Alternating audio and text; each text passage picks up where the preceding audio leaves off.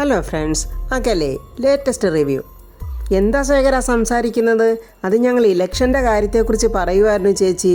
യോ ആണെങ്കിലേ ഇലക്ഷൻ്റെ കാര്യത്തെക്കുറിച്ചാണെങ്കിലേ പതുക്കെ പറയണം കേട്ടോ. അമ്പിക അത് ശേഖരനെയും യാമിനിയും ഒക്കെ നാക്കി പറഞ്ഞതാണ് കേട്ടോ. പ്രതാപനും കൂട്ടുകാരുമല്ല ഇലക്ഷൻ വർക്ക് കഴിഞ്ഞങ്ങോട്ട് വരികയാണ്. അംബിക ചോദിക്കുന്നു, ഇന്ന് നേരത്തെയാണല്ലോ പ്രതാപ, എത്ര എളുപ്പം ഇലക്ഷൻ വർക്കൊക്കെ കഴിഞ്ഞോ? അംബിക ഉടനെ പറയുവാണ്, എല്ലാവരും ക്ഷീണിച്ച് വന്നതല്ലേ, ഞാൻ നിങ്ങൾക്കൊക്കെ കരിക്ക് പറഞ്ഞിട്ടുണ്ട്, കരിക്ക് ഇപ്പോൾ കൊണ്ടുവരും, അതൊക്കെ കുടിച്ച് നിങ്ങളൊക്കെ വിശ്രമിക്കുക കേട്ടോ. ചേച്ചി പറഞ്ഞത് നിങ്ങൾ കേട്ടില്ലേ, ഇനി ബാക്കി കാര്യങ്ങളൊക്കെ കരിക്ക് കുടിച്ചിട്ടാകാം എന്നിങ്ങനെ പ്രതാപം പറഞ്ഞുകൊണ്ടിരിക്കുമ്പോൾ അശോക് എന്ന് പറയുന്ന ഒരു പോലീസ് ഓഫീസർ അങ്ങോട്ട് വരികയാണ്. സാർ എന്നെ ഏൽപ്പിച്ച കേസിൻ്റെ വളരെ പ്രധാനപ്പെട്ട കുറച്ച് ലീഡ്സൊക്കെ എനിക്ക് കിട്ടി. അതൊന്ന് സാറിനോട് നേരിട്ട് കണ്ട് അറിയിച്ചിട്ട് പോകാമെന്ന് കരുതി വന്നതാണ്. അതിനെന്താ പറഞ്ഞോളൂ സാർ, നമുക്ക് അങ്ങോട്ടൊന്ന് മാറി നിന്ന് സംസാരിച്ചാലോ? അതിൻ്റെ ആവശ്യമൊന്നുമില്ല. എന്നെപ്പോലെ തന്നെ ഈ കേസിൻ്റെ ആവശ്യം അറിയാൻ കാത്തു നിൽക്കുന്നവരാണ് ഇവിടെ എല്ലാവരും. അതുകൊണ്ട് ധൈര്യമായിട്ട് പറഞ്ഞോളൂ. ചേച്ചിക്ക് അശോകനെ പരിചയമില്ലേ? അശോക് കേരള പോലീസിലെ സ്പെഷ്യൽ ഇന്റലിജൻസ് വിങ്സിലെ ഉദ്യോഗസ്ഥനാണ്. രാജുവിനുണ്ടായ ആക്സിഡന്റ് അത് ആക്സിഡന്റ് തന്നെയാണോ എന്ന് എനിക്കൊരു സംശയം ഉണ്ടായിരുന്നു. രാജുവിനുണ്ടായ ആക്സിഡന്റിനെ കുറിച്ച് ഞാൻ അശോകനോട് അന്വേഷിക്കാൻ പറഞ്ഞിരുന്നു. സാറിന്റെ ഊഹം ശരിയായിരുന്നു. അതൊരു ആക്സിഡന്റ് ആയിരുന്നില്ല, അതൊരു കൊലപാതക ശ്രമം തന്നെ ആയിരുന്നു. പോലീസ് ഉദ്യോഗസ്ഥൻ അങ്ങനെ പറയുമ്പോൾ അംബികയും ദീപക്കും നിന്ന് വിറയ്ക്കുന്നുണ്ട്. ദീപക്കിന്റെ മുഖമൊക്കെ അങ്ങ് വിളറിയവൻ കുനിഞ്ഞു നിൽക്കുവാണ്. രാജുവിനെ ഇടിച്ച വാഹനം മഹാരാഷ്ട്ര രജിസ്ട്രേഷൻ കാറായിരുന്നു. ഒരു ആക്സിഡന്റ് ഉണ്ടാകുമ്പോൾ സാധാരണ അത് ഉണ്ടാക്കിയവർ പേടിച്ച് അവിടെ നിന്ന് രക്ഷപ്പെടാൻ ശ്രമിക്കും. പക്ഷേ സംഭവം കണ്ടു നിന്ന ദൃക്സാക്ഷികളുടെ മൊഴികളിൽ നിന്ന് മനഃപൂർവ്വം ആരോ രാജുവിനെ ഇടിക്കാനായിട്ട് കാർ ഓടിച്ചതുപോലെ തോന്നിയെന്നാണ് മനസ്സിലാക്കാൻ കഴിയുന്നത്. ആ കാറിന്റെ നമ്പരും ഫേക്കായിരുന്നു സാർ. ആ കാറിലുണ്ടായിരുന്ന വെഹിക്കിൾ നമ്പർ കൊച്ചി സ്വദേശിനിയായ സ്കൂട്ടറിന്റെ നമ്പറാണ്. എന്റെ ഊഹം ശരിയാണെങ്കിൽ ഈ പ്ലാൻ ചെയ്ത് നടത്തിയത് ഈ നാട്ടിൽ തന്നെയുള്ള രാജുവിന്റെ മൂവ്മെന്റ്സ് ശരിക്കും അറിയാവുന്ന ആള് തന്നെയാണ്. രാജു ദീപക്കിനെ നോക്കുന്നുണ്ട്. ദീപക്കാണെ രാജുവിനെ നോക്കാൻ കഴിയാതെ അവൻ കണ്ണങ്ങോട്ടും ഇങ്ങോട്ടും ഉരുട്ടുവാണ്. ആ പോലീസ് ഓഫീസർ രാജുവിനോട് ചോദിക്കുന്നുണ്ട്, രാജു തനിക്ക് ആരെങ്കിലും സംശയമുണ്ടോ? എന്തെങ്കിലും മുൻവൈരാഗ്യങ്ങളോ വ്യക്തിവൈരാഗ്യങ്ങളോ എങ്ങനെ എന്തെങ്കിലും ഉണ്ടോ? പ്രതാപൻ പെട്ടെന്ന് പറയുന്നുണ്ട്, അവനങ്ങനെ ശത്രുക്കളായിട്ട് ആരുമില്ല. എനിക്ക് തോന്നുന്നത് രാജു വീണ്ടും എന്നോടൊപ്പം ചേർന്നത് ഇലക്ഷൻ വർക്കിന് ജോയിൻ ചെയ്തതും ഇഷ്ടപ്പെടാതെ ആരോ ചെയ്തതാണെന്നാ. എന്നാൽ അതിനും സാധ്യതയുണ്ട് സാർ. അന്വേഷിക്കണം, അതാരാ ചെയ്തതെന്ന് തീർച്ചയായിട്ടും അന്വേഷിച്ച് കണ്ടെത്തിയിരിക്കണം. ഞാൻ പ്രത്യേകം പറയേണ്ട കാര്യമില്ലല്ലോ. കയ്യിൽ കിട്ടിയാലുടൻ കേസ് ചാർജ് ചെയ്യാനൊന്നും നിൽക്കണ്ട, തോലുരിച്ചേക്കണം, ബാക്കി ഞാൻ നോക്കിക്കോളാം എന്നിങ്ങനെ പ്രതാപം പറയുമ്പോ അംബികയുടെയും മോന്റെയും മുഖം ഒന്ന് കാണണം. ശേഖരൻ ചോദിക്കുന്നു, എന്തൊക്കെയാ ചേട്ടാ ഇവിടെ നടക്കുന്നത്?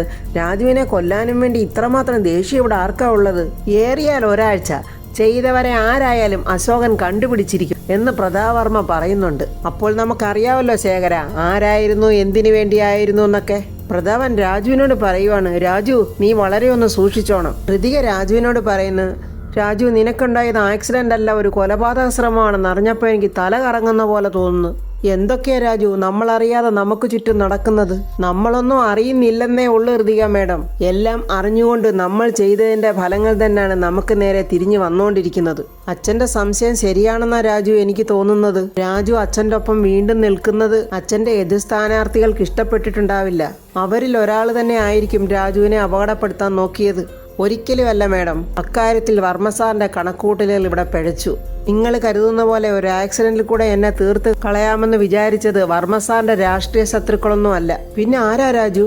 ആ പോലീസ് ഉദ്യോഗസ്ഥൻ ആക്സിഡന്റിനെ കുറിച്ച് സംസാരിച്ചപ്പോൾ ദീപക്കിന്റെ മുഖഭാവം ഋതിക മേഡം ശ്രദ്ധിച്ചായിരുന്നോ? എന്നാൽ ഞാൻ ശ്രദ്ധിച്ചിരുന്നു. അതുവരെ നോർമലായിട്ട് ബിഹേവ് ചെയ്തുകൊണ്ടിരുന്ന അവന്റെ മുഖത്ത് ആക്സിഡന്റ് കാര്യത്തെക്കുറിച്ച് പറഞ്ഞത് കേട്ടപ്പോൾ അവന്റെ മുഖത്തെ ഭാവവും വേവലാതിയും ഞാൻ കണ്ടു. ഞാനത് കണ്ടുവെന്ന് എനിക്ക് മനസ്സിലായെന്ന് അവന് മനസ്സിലായപ്പോൾ പെട്ടെന്ന് അവൻ അതിവിദഗ്ധമായിട്ടത് മറയ്ക്കാൻ ശ്രമിക്കുകയും ചെയ്തു. രാജു പറയുന്നത് സത്യമാണെങ്കിൽ നമുക്ക് എത്രയും പെട്ടെന്ന് അച്ഛനെ ഇത് അറിയിക്കണം. രാജുവിനെതിരെ അവൻ ചിന്തിക്കാനും പ്രവർത്തിക്കാനും ധൈര്യം കാണിച്ചിട്ടുണ്ടെങ്കിൽ ഇനി അവൻ എന്റെ വീട്ടിൽ തുടരാൻ യോഗ്യനല്ല. ഇത് അവന്റെ മാത്രം പ്ലാൻ ആയിരിക്കില്ല രാജു, അവന്റെ അമ്മയുടെ പ്ലാനും കൂടെ ചേർന്നായിരിക്കും. ഇപ്പം തന്നെ ഞാൻ അച്ഛനെ വിളിച്ചതൊക്കെ പറയട്ടെ രാജു എന്ന് പറയുമ്പോൾ രാജു ഋതിയെ കൊണ്ട് പറയിക്കാൻ സമ്മതിക്കുന്നില്ല. ഞാൻ അതല്ല ഇപ്പം ചിന്തിക്കുന്നത്. അവനെന്നാ വീഡിയോ കാണിക്കാൻ ഒരുങ്ങിയപ്പോൾ ഞാനിട്ട മെസ്സേജ്, ഞാനിപ്പോൾ DNA റിസൾട്ട് എൻ്റെ കയ്യിലുള്ളത് ഞാനിപ്പം വർമ്മ സാറിനെ കാണിക്കുമെന്ന് പറഞ്ഞപ്പോൾ അവൻ ആ വീഡിയോ കാണിച്ചില്ല. അപ്പോൾ ആ DNA റിസൾട്ട് അവൻ്റെ കയ്യിൽ കിട്ടിയിട്ടില്ല. അപ്പോഴത് എവിടെ പോയി? ആ DNA റിസൾട്ട് എവിടെ മിസ്സായതെന്ന് എനിക്ക് ഉടനെ തന്നെ കണ്ടുപിടിക്കണം എന്നിങ്ങനെ രാജു പറയുകയാണ്. ദീപക്കാണെ മുറിയിൽ വന്നിരുന്നിട്ട് ആലോചിച്ച് പേടിച്ചവൻ്റെ അവൻ്റെ കൈവരെല്ലാം നഖമെല്ലാം അവനിങ്ങനെ കടിച്ചു പറിച്ചുകൊണ്ടിരിക്കുവാണ്. അത് കണ്ടിട്ട് അംബിക ചോദിക്കുന്നു, നീ എന്തിനാണ് ഈ കൈനഖമെല്ലാം കടിച്ചു പറിക്കുന്നത്? അമ്മാവൻ ഈ കേസ് കണ്ടുപിടിക്കാൻ ആളെ ഏർപ്പാടാക്കിയില്ലേ, അതിന് നീ എന്തിനാണ് ഇങ്ങനെ കിടന്ന് പേടിക്കുന്നത്? നീയല്ലല്ലോ ഇതൊന്നും ചെയ്തത്. നീ ഏർപ്പാടാക്കിയ ഗുണ്ടകളല്ലേ ചെയ്തിട്ട് പോയത്, അത് അവർ നോക്കിക്കോളും. നീ എന്തിനാ അതിനെക്കുറിച്ച് ഓർത്ത് ദുഃഖിക്കുന്നത്? അല്ല, എനിക്കൊരു സംശയം, നീ വല്ലോ ആണോ ഇത് ചെയ്തത്? യോ അല്ലമ്മേ, അങ്ങനൊന്നും ഞാൻ ചെയ്തിട്ടില്ല. എടാ സത്യമാണോ നീ പറയുന്നത്? സത്യം അമ്മേ, ഇതാ എന്നാലെ സത്യം, അമ്മയാണ് സത്യം എന്ന് പറഞ്ഞ അംബികയുടെ തലയിലും കൈവച്ച് അവൻ സത്യം ചെയ്യുവാണ്. നീ ആ പോലീസുകാരെങ്ങാനും അവന്മാരെ പിടിച്ചാൽ അവരെൻ്റെ പേരെങ്ങാനും പറയുമോ എന്ന് പേടിച്ചിട്ടാണമ്മേ. അതൊന്നും സാരമില്ല, അതൊന്നും നീ പേടിക്കണ്ട. ആ ഫോൺ നമ്പർ ഇങ്ങോട്ട് തന്നെ, ഞാൻ അവന്മാരെ വിളിച്ച് സംസാരിക്കാം. അത് വേണ്ട അമ്മേ, ഞാൻ തന്നെ സംസാരിച്ചോളാം. എടാ നീ പേടിക്കണ്ട, ഞാൻ പറഞ്ഞില്ലേ, ആ കൊട്ടേഷൻ കൊടുത്തവന്മാരോട് തന്നെ പറ, ഈ പോലീസുകാരൻ്റെ പേര് പറ, ഇയാളെ അങ്ങ് തീർത്തേക്കാൻ പറ. ഇങ്ങനെ ഇയാളെ തീർക്കുന്ന വീഡിയോ നീ എടുത്ത് നിന്റെ കയ്യിൽ വെച്ചേരെ. അപ്പോൾ അവന്മാരെന്തെങ്കിലും വാ തുറന്നാൽ നീ ഈ വീഡിയോ കാണിച്ച് അവന്മാരെ വരട്ടാം. അവന്മാർ പിന്നെ നിന്റെ കാൽ കീഴി വന്ന് കിടക്കും. അമ്മേ, അവന്മാരെ ഭീഷണിക്കൊക്കെ വഴങ്ങുമോ അമ്മേ? മോനെ ദീപക്കേ, ഇതേ ബോംബെയിലും ബാംഗ്ലൂരിലും ഒക്കെ കിടന്ന് പീലി വിരിച്ചാടുന്ന പോലൊന്നും അല്ല. കേരള പോലീസിലെ ഒരാളുടെ രോമത്തെ തൊട്ടാൽ ബോംബെയിലെന്നല്ല, ലോകത്തിലെ ഏതറ്റത്ത് പോയി അവന്മാർ ഒളിച്ചാലും അവന്മാരെ കേരള പോലീസ് പൊക്കിയിരിക്കും. നീ ധൈര്യമായിട്ട് ഫോൺ എടുത്ത് അവന്മാരെ വിളിക്കടാ. രാജു വീട്ടിൽ വന്നിട്ടും രാജുവിന് ആ DNA റിസൾട്ട് എങ്ങനെ മിസ്സായെന്ന് കണ്ടുപിടിക്കാനുള്ള വെപ്രാളത്തിനാണ്. ഹൃതികയോട് ഓരോരോ ക്വസ്റ്റ്യൻ ചോദിക്കുവാണ്.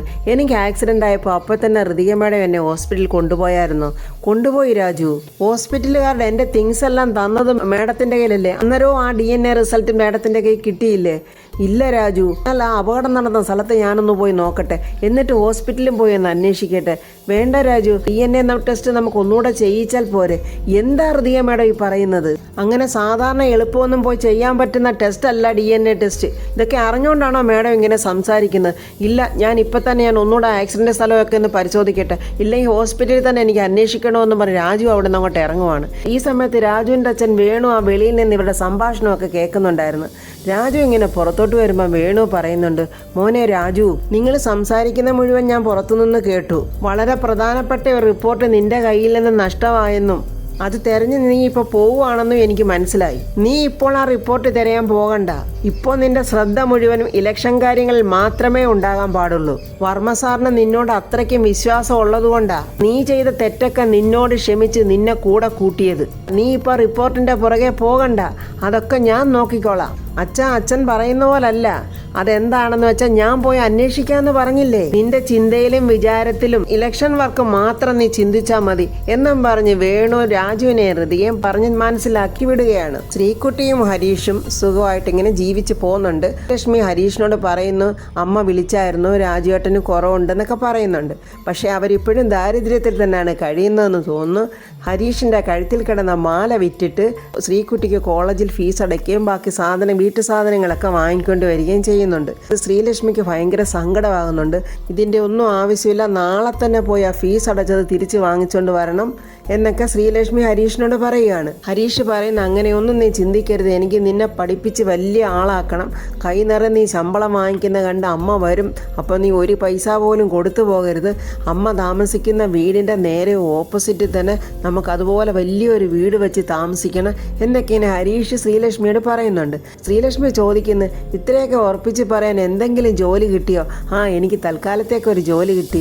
എന്ത് ജോലിയാണെന്ന് ചോദിക്കാൻ പറയുന്നത്, ഓട്ടോറിക്ഷ ഓടിക്കുന്നതാണ്. അല്ലാതെ ഇപ്പോൾ എനിക്ക് മറ്റ് ജോലിയൊന്നും കിട്ടില്ലല്ലോ, എൻ്റെ സർട്ടിഫിക്കറ്റ് അല്ല അവർ കത്തിച്ച് കളഞ്ഞില്ലേ എന്നിങ്ങനെ പറയുന്നുണ്ട്. അതിനുശേഷം എനിക്ക് എന്തെങ്കിലും നല്ല ജോലി കിട്ടാതിരിക്കില്ല എന്ന് പറഞ്ഞ് അവർ പരസ്പരം സമാധാനത്തോടെ ഇങ്ങനെ ജീവിക്കുവാണ്. അപ്പോൾ ഫ്രണ്ട്സ്, അടുത്ത വീഡിയോയുമായി നാളെ കാണാം. എൻ്റെ വീഡിയോ ഇഷ്ടപ്പെട്ടാൽ ലൈക്കും കമൻസും സബ്സ്ക്രൈബ് ചെയ്യാത്തവർ സബ്സ്ക്രൈബ് ചെയ്യണേ.